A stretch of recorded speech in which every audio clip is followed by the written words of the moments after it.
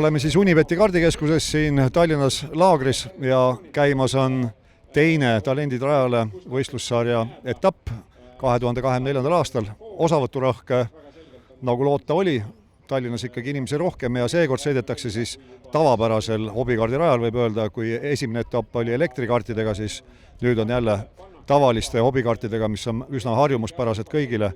Nii et saab näha, kui põnevaks läheb, aga juba päeva algus on näidanud, et põnev on. Nii et vaatame, kuidas päev edasi veereb, sest tavapärased kahtlusalused nii-öelda esimesest etapist ei pruugi sugugi täna favoriidid olla.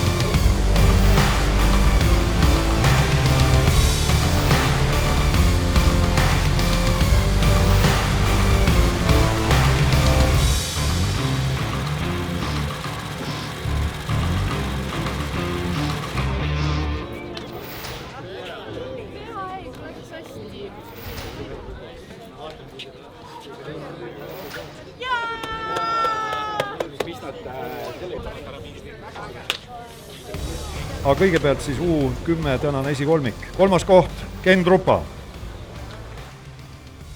2. koht, loodan, et ütlen selle eesnime õigesti, Andreas Talts.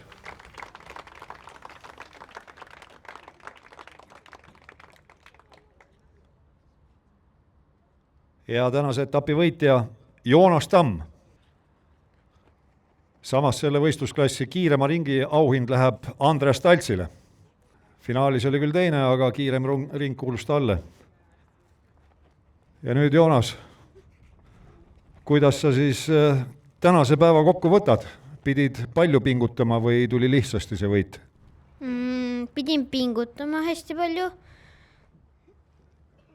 Ja kuidas see rada sulle meeldis? Hästi. Kas on mingisugune teine meelisrada võrreldes sellega siin?